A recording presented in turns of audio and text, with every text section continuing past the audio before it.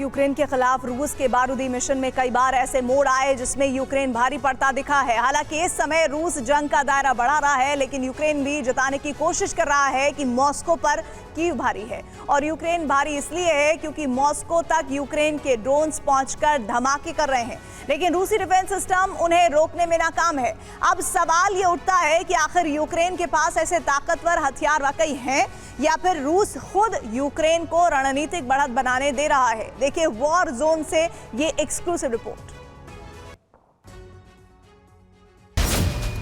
भारी पड़ेगी चूक जरा सी, यूक्रेन पलट रहा है बाजी। मॉस्को तक यूक्रेन के ड्रोन्स पहुंचना, सरकारी इमारतों को नुकसान पहुंचना, यूक्रेन रूस के बारूदी संघर्ष में सामान्य घटना नहीं है, बल्कि ये जंग के भविष्य को और ज्यादा पेचीदा बनाने वाला दृश्य है। ऐसा इसलिए क्योंकि ये रूस की राजधानी है, एक सुपर पावर कंट्री की वो सबसे सुरक्षित जगह जहां परिंदा भी पर नहीं मार सकता।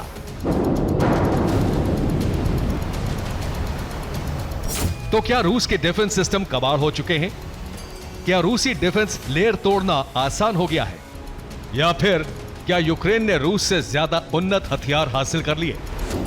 ये सवाल और पुख्ता तब होते हैं जब यूक्रेन दावा करता है कि उसने रूस के नौसैनिक अड्डे पर समुद्री ड्रोन से हमला किया था।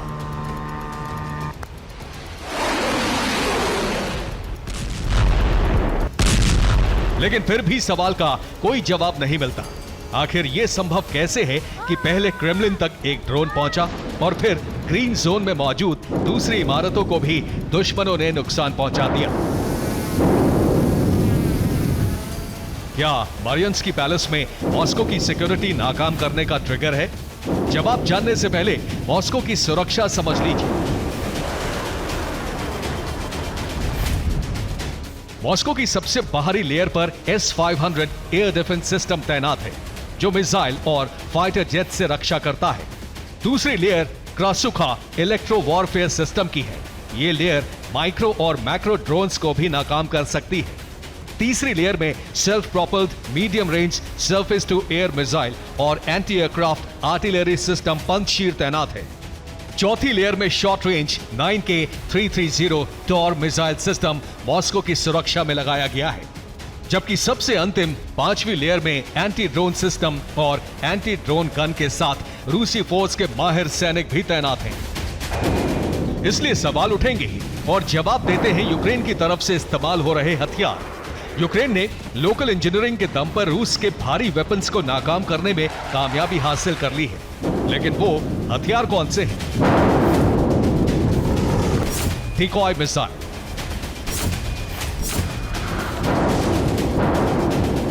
इस मिसाइल को बनाने के लिए किसी रॉकेट साइंटिस्ट या इंजीनियरिंग की जरूरत नहीं है, ना ही लैब जरूरी है।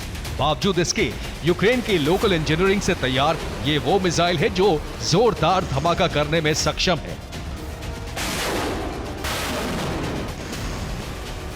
हालांकि ये मिसाइल अभी प्रोटोटाइप है, लेकिन जल्द ही इसे रूस के खिलाफ इस्तेमाल किया जाएगा। इस मिसाइल में एक पाइप के ऊपर इंजन लगाया गया है जो डीजल या पेट्रोल से चलता है। इसकी रेंज 140 किलोमीटर है और ये लगातार 30 मिनट तक उड़ान भर सकती है। इसके अलावा मिसाइल 25 किलोग्राम विस्फोटक ले जाने में सक्षम है और इसकी कुल लागत सिर्फ 24,85,000 रुपए है। यानी करोड़ों रुपए की लागत वाली जो मिसाइल रूस के अंदर हमले में नाकाम रही है, उसका तोड़ बहुत ही सस्ते में यूक्रेन ने खुद तलाश लिया है। और इसकी खास बात यह है कि यह हमला भी ठीक रूस को ईरान से मिले ड्रोन्स की तरह ही करेगी, जबकि इसके अलावा भी यूक्रेन ने रूस पर हमले के लिए कुछ वेपन्स अपग्रेड कर लिए हैं। इनमें UJ-22 बीवर ड्रोन अहम भूमिका निभा रहे हैं। ये ड्रोन यूक्रेन ने लोकल लेवल पर मॉडिफाई किए हैं। इसकी रेंज 800 किलोमीटर तक है और यह 20 किलोग्राम तक विस्फोटक ढोने में सक्षम है। ठीक इसी तरह यूक्रेन के कई और वेपन्स को अपग्रेड किया गया है, जिनमें सोवियत काल के वो ड्रोन्स भी शामिल हैं जिन्हें मिसाइल जितनी दूरी तक मार करने के लिए बनाया गया था।